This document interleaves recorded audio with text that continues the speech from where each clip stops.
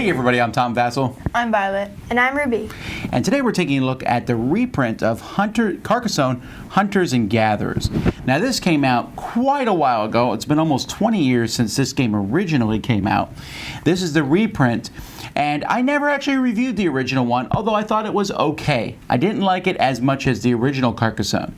And then I realized Ruby and Violet have never played any Carcassonne, right? You've never played any game like this one. Mm-mm. All right, so we tried it out, and here's what we think.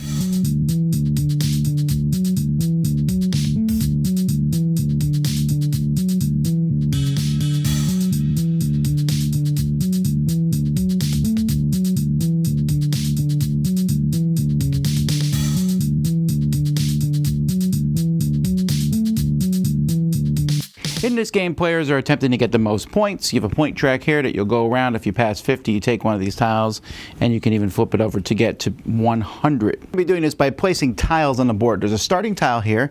Each player is going to be getting 3 huts of their color, as well as 5 meeples.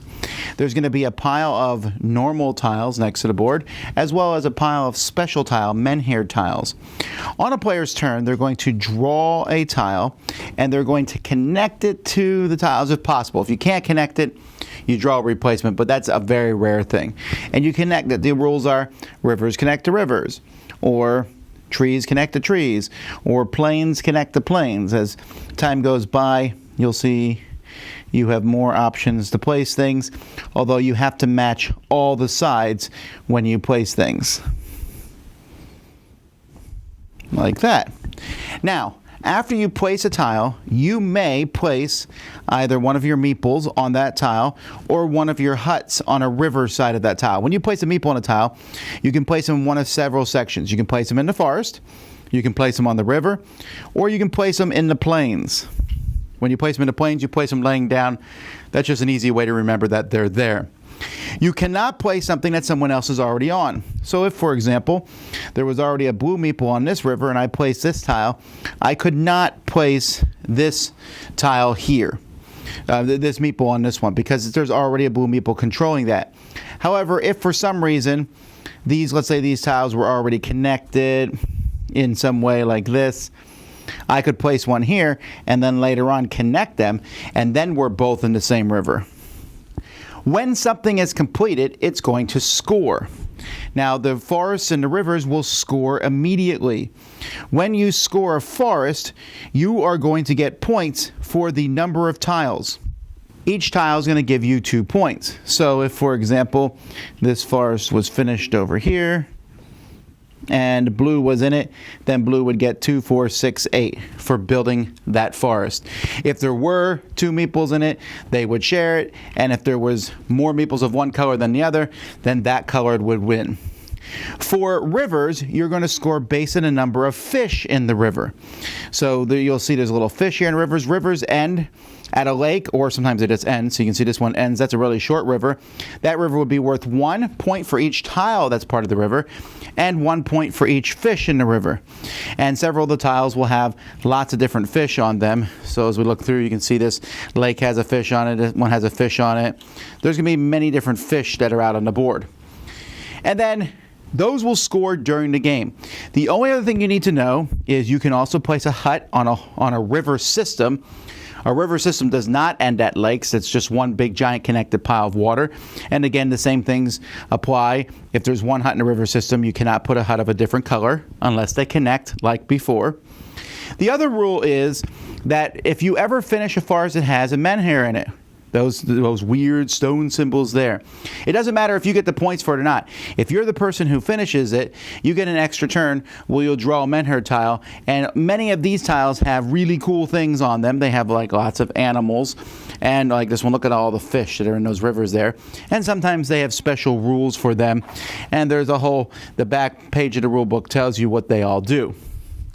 When the last tile is drawn, players are going to score not as many points for incomplete stuff, but you're also going to score the farmers who were laid down in fields. At that point, you're going to look at each field, and you're going to score points for the animals. Each mammoth is worth 3 points, each of the bulls is worth 2 points, and each deer is worth 1 point, except tigers kill deer. So, for example, if Fred's scoring this field here, look, there are 2 saber-toothed tigers in it. So each one of those kills 1 deer. They don't kill the bigger animals, just the deer.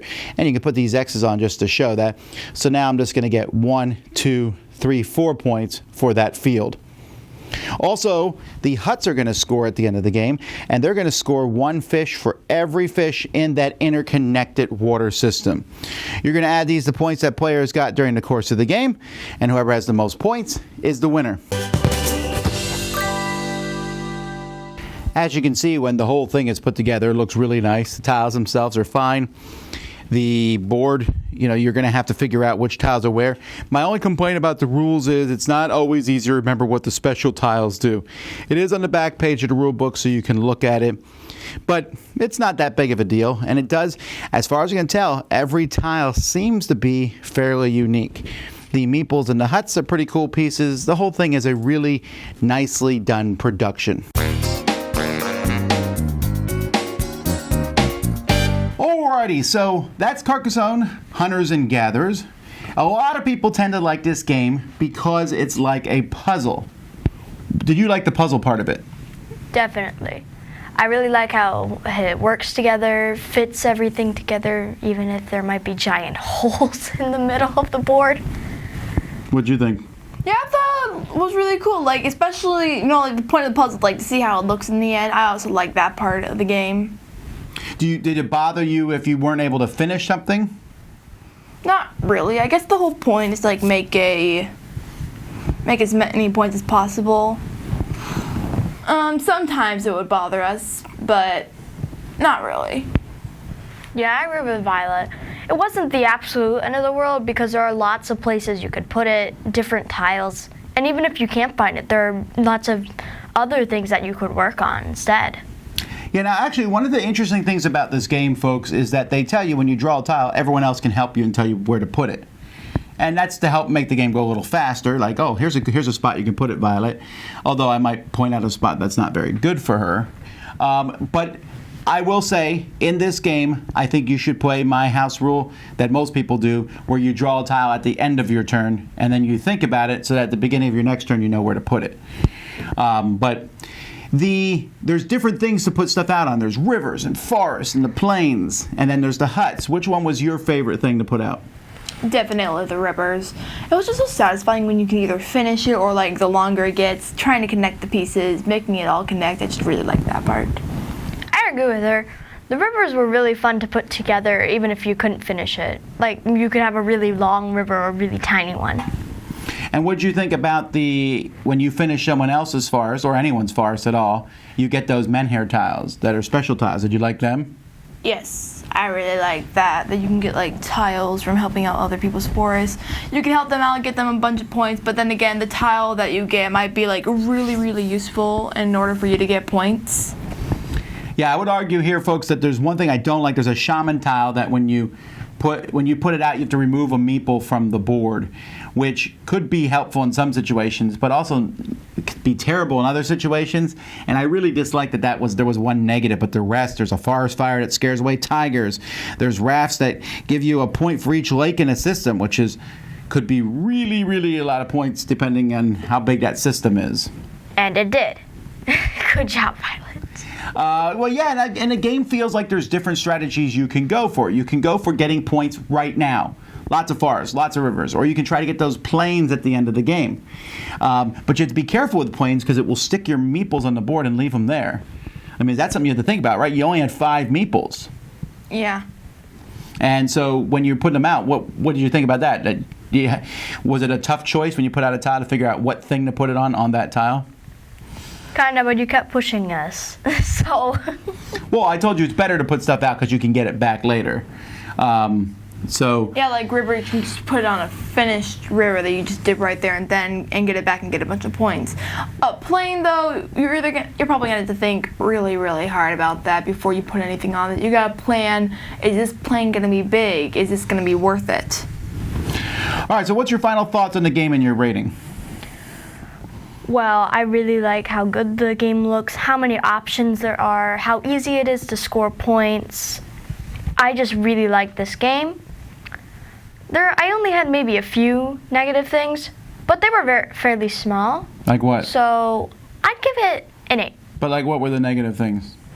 Like how hard it is to put your meeples out, stuff like that. Okay. And what do you think?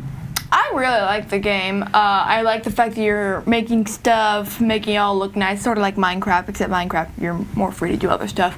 But I just really enjoy the game, building it, finishing puzzles, stuff like that. So I would probably give it an A like Ruby. And I also would give it an 8. I think this is a solid game, which is weird because when I originally played this, I gave it a 6.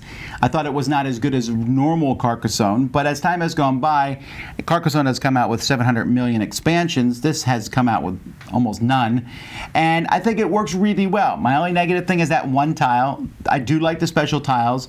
I like how this new version looks really good, and it's a clean, easy version to teach new people, especially on how the scoring of animals works at the end, which is definitely easier than the original Carcassonne. Would you guys be interested in trying other Carcassonnes after playing this one? Yeah, definitely. I might enjoy it. Yeah, because Hopefully. there's normal Carcassonne, there's Carcassonne Amazonas, there's Carcassonne Safari, there's all kinds of different Carcassonnes that you can try. So we'll have to give some of those a whirl in the future. Thanks so much for watching, folks. That's Carcassonne Hunters and Gatherers. I'm Tom Vasel. I'm Violet. And I'm Ruby. Have fun chasing animals.